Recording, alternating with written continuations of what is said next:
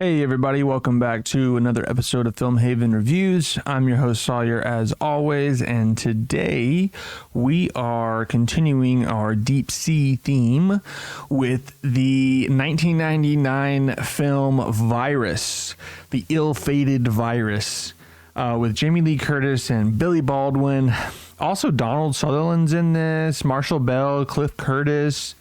There's a good amount of talent in here. And now, do they act well? No, not necessarily, but they are in this film. Even Donald Sutherland, we'll get to this later, but he was really phoning it in on this movie. But yeah, this movie, we got to talk about it because there's lots to get into. Okay, so let's talk about what the movie is about, because I think the premise is actually the best part. Let's just see what IMDb says here. According to IMDb, after outrunning a typhoon at sea, a strong-willed tugboat navigator and her crew discovered a high-tech alien life form that's taken control of a Russian research vessel and aims to destroy on a massive scale. That sounds kind of fun, right? It is cool. You got this tugboat. They're in the middle of a storm, such a big storm that a lot of the movie takes place inside the eye of the storm, which, once again, I think that's really cool. It's just, we'll get into the issues with it. But yeah, I think that's really cool that they're in the eye of a storm. And then we also have the aspect of this Russian base. It's got a little bit of that alien kind of vibe where instead of, they're not necessarily responding to a distress beacon, but they are out of necessity, which I think this is a cool twist, because they're kind of stranded because the storm broke off their cargo that they were tugging, and then also started to cause their tugboat to sink. They needed somewhere to go for safety to save them, and on their radar they saw that there was a ship in the eye of the storm with them, and it's this massive vessel, and so they think that they're saved. And then little do they know, there's like this creepy derelict ship with no one on it. And it's like, where did the crew go? What's happening? It's also this like state of the art vessel, research vessel kind of thing. Like, what's going on? You see in the intro of the movie that the Russian vessel is talking to a Russian space station, and they're communicating between each other. And then this like electrified UFO comes and like collides basically with the space station and causes these electrical pulses and strikes to kind of go through all the people on the space station and then shoot down through their kind of radar signaling straight down into the ship, and it kind of attacks the ship as well, killing people and doing all kinds of stuff. So you know that some alien electricity hoodoo juju is going on. So you kind of obviously know a lot more than the crew does once they pull up. But I do think it's nice and creepy to just like pull up to an empty ship and have to investigate what happened. It's very eerie, especially considering how big it is. It reminded me a little bit of Ghost Ship, that film, which I think that was 2001, 2002. Can't remember. Ghost Ship, and then even the movie Triangle from 2009. We did that in our time loop movies theme. That one was fun because it's similar in the sense that they were washed away by a storm, and then they needed help, and all of a sudden this like cruise liner who's completely empty is just kind of washes up next to them, and that's how they kind of get rescued. But that has a similar creepy feeling of like, there's literally no one here, but there's so much space for people that should be there. So I thought that was kind of cool. So the setup is cool. And then, of course, ultimately, there's really no surprises here in this movie. So I'm going to be talking pretty spoiler free. Most people are either going to watch this movie, have already seen it, or are not going to ever see it. I'm not convincing anyone, I don't think, in this episode. If you've heard about this film, then you know that it's somewhat of a meme film. As in, well, I'll just tell you, on IMDb, it's got a 19 Metascore. A 19 Metascore from critics. They did not like it. However, look at this swing. It's got a 5.1 user rating. So, 5.1 is definitely not great by any standards, but it is, I guess by this standard, it is a lot better than the 19. It's not. It doesn't have a 1.9 on IMDb. It's not. What was it? Snow White, the live action remake of Snow White. That actually did have a. It's at like a 1.3. This movie, and then the critics said it was like a 55. It's so funny. It's like inverted. And this one, people liked it more than the critics did. And there are a few defenders out there. I don't think anyone's defending that there are issues with the film.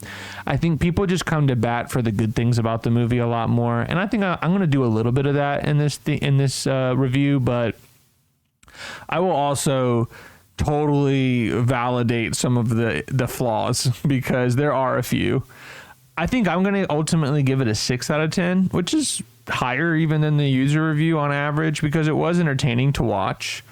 I think the last movie was better, Below. Not that they're super comparable, just because one's a ghost thriller and one's like a Alien meets Terminator, I guess. I'm not sure what you would. It is unique. That's what I think I like about it. Basically, like I said, I'm going to talk spoiler free.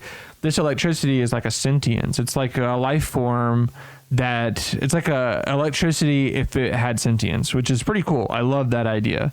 And then it shoots down into this ship and it takes over the electronics. And because it doesn't have a corporeal form, because it's just electricity, it decides to make its own by using the robotics and the, because this is like a state-of-the-art research vessel. So there's all kinds of resources on this Russian ship.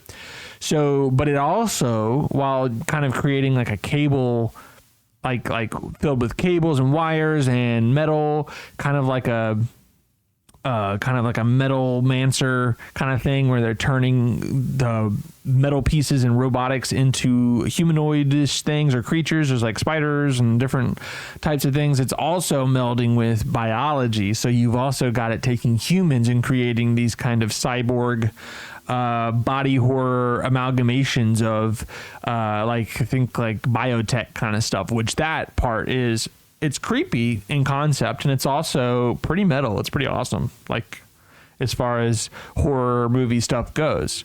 So that aspect of the movie is very good, and it's the kernel, and it's a big part of the film, but it's the kernel of the film that is salvageable, in my opinion, because I think, like I talked about last week, there are movies that could be remade and I wouldn't be mad. And this is exactly the kind of movie, because you've got very iffy acting, and iffy is being kind, even from some of our big ones like Jamie Lee Curtis. This was not her best role. Donald Sutherland, also just a tour de force actor. Sometimes he's won several Oscars and he is just phoning it in. Like I said, his acting is pretty bad in this film. And then you got Billy Baldwin, who honestly did the best out of everyone, which is hilarious to me, because I've always seen him as like a C-rate actor. It's like, oh, we couldn't get Alec, let's get Billy. And then if we can't get him, let's get Steve. So, but anyway, so yeah, he actually did a pretty good job. And then there was a character, what's his name?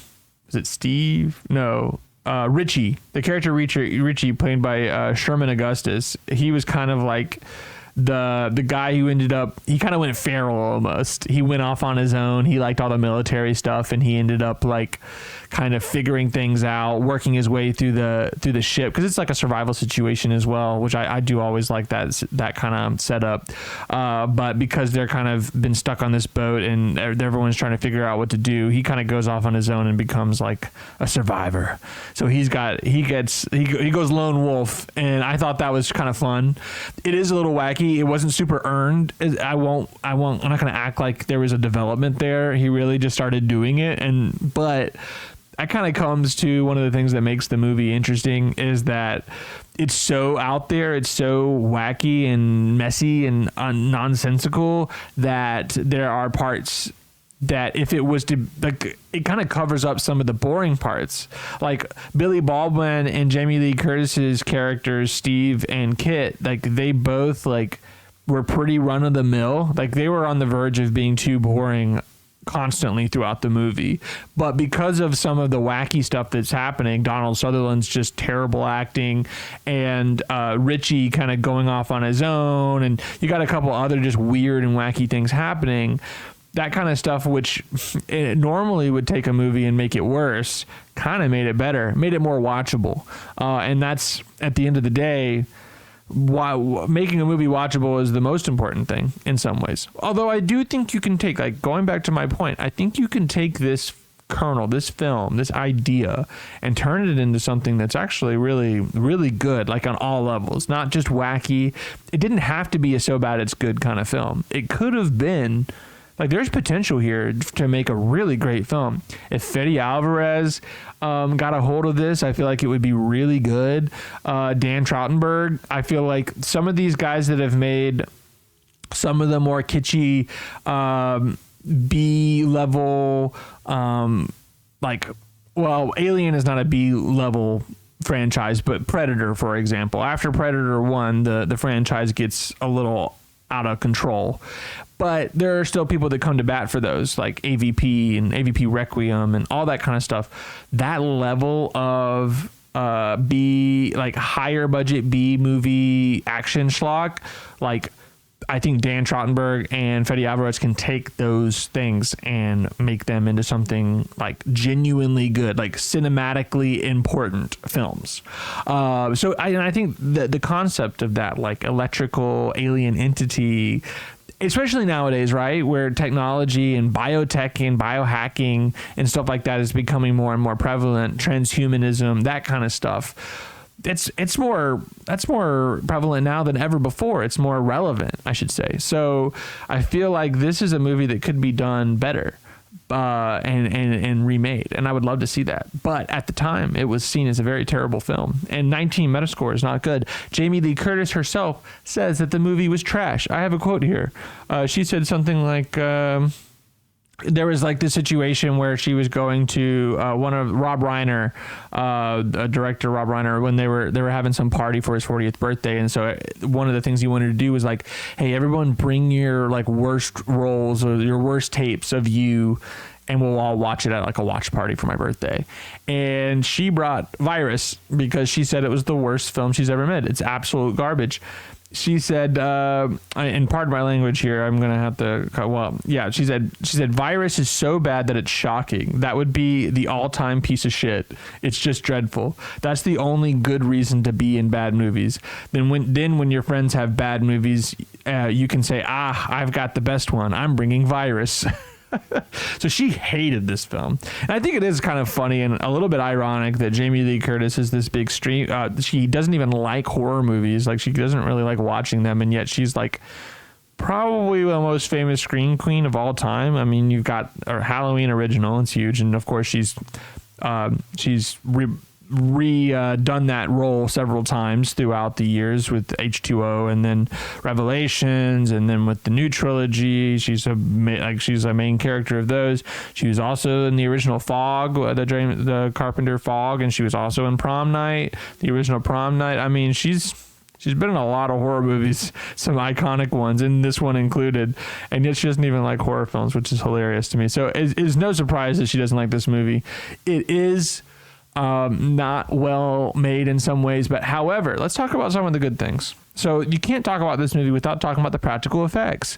These monsters that are being created by these robots, this like electrical robot kind of alien entity, is so interesting. I loved the design for the most part of these kind of cyborg, fleshy robot baddies.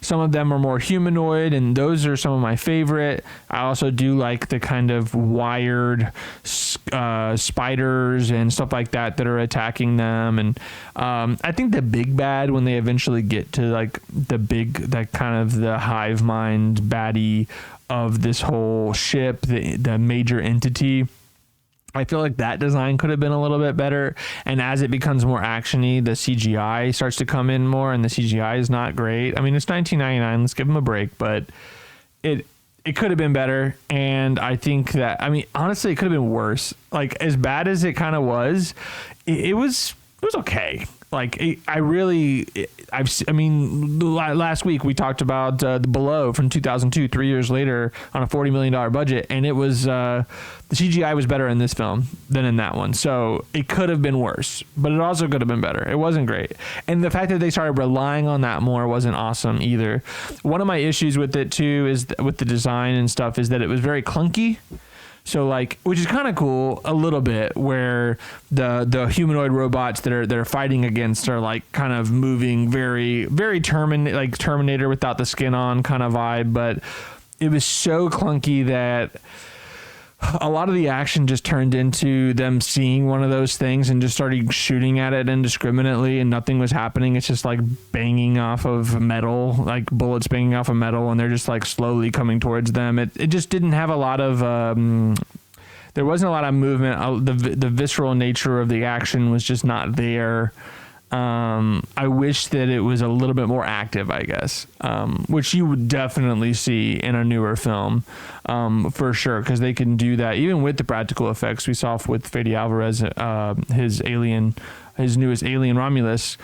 A lot of the face huggers and stuff were electronic, like they were remote control and stuff like that. So there was a lot of, and even some of the aliens, actually, now I think about it, some of the xenomorphs were also puppets and animatronic and stuff like that, and there was good movement to them. So I feel like now you can mix the practical and the visual effects together really well, and if it's done right, this design could be really cool, especially with the advent of people's interest in cyberpunk kind of stuff, from the game, from the shows, and just in popular culture now. I feel like cyberpunk is becoming more aesthetically popular, and so you could turn this kind of hard, I would honestly call it cyberpunk. This is a cyberpunk film.